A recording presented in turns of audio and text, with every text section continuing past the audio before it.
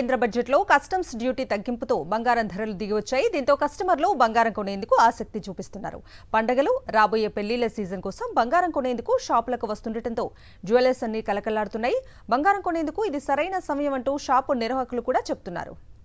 తగ్గిన బంగారం ధరతో షాపుల్లో నెలకొన్న సందడి, బంగారం ధర మళ్లీ పెరిగే అవకాశం ఉందా, కొనేందుకు ఇదే సరైన సమయం వంటి మరిన్ని డీటెయిల్స్ మా ప్రతినిధి కల్పన అందిస్తారు. పరుగులు పెడుతున్న బంగారం ధరకి బ్రేక్ పడింది. సామాన్యులకు అందనంత ఎత్తులో ఉన్న బంగారం ధర కాస్త తగ్గుతూ వస్తూ ఉంది. మొన్నటిదాకా కూడా దాదాపు 75-76 వేల మార్కు దాటిన బంగారం ధర ప్రస్తుతం 70 వేలకు దిగొచ్చింది.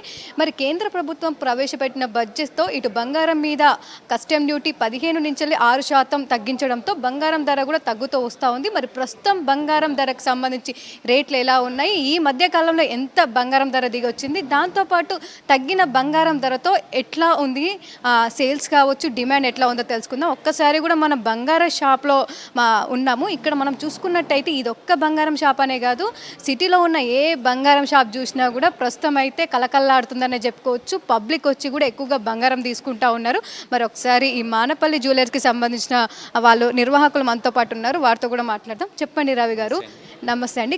ఈ మధ్య కాలంలో బంగారం ధర ఎంత తగ్గింది, దాంతోపాటు దిగొచ్చిన బంగారం ధర వల్ల సేల్స్ ఎట్లా ఉన్నాయి?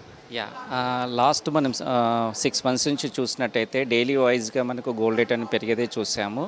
బట్ ఈ లాస్ట్ మన హైయెస్ట్ టచ్ చేసింది 76,000 గోల్డ్ రేట్ మనం చూసాము. Gems and jewellers all over India association ఎప్పటి నుంచో మనం రిక్వెస్ట్ పెట్టాము ఈ సుంకం ధరను మనం తగ్గించమని చెప్పేసి 15% నుంచి మనకు దాదాపుగా 6%కి మనకు చేయడం జరిగింది.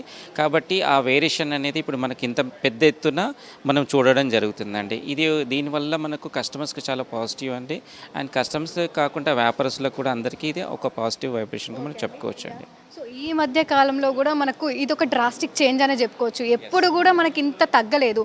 సో ఈ మధ్య కాలంలో తగ్గింది కదా, ఈ తగ్గిన దానివల్ల సేల్స్ ఎట్లా ఉన్నాయి, అండ్ రాబోయేది కూడా పెళ్ళిళ్ళ సీజన్ కావచ్చు, శ్రావణ మాసం, ఫెస్టివల్స్ కూడా ఎక్కువగా ఉంటాయి, సేల్స్ ఎట్లా ఉంటాయని ఎక్స్పెక్ట్ చేస్తూ ఉన్నారు?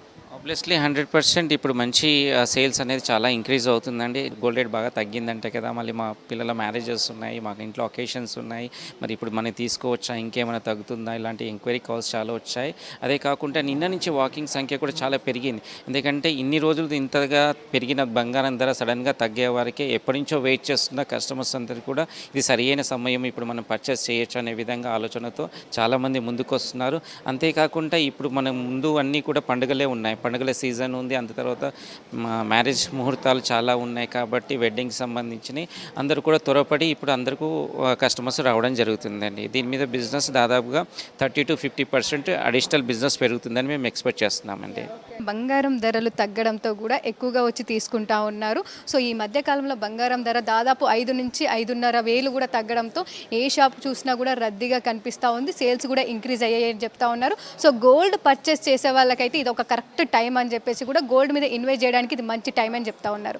కెమెరా పర్సన్ వినోద్తో కల్పన, సాక్షి టీవీ, హైదరాబాద్.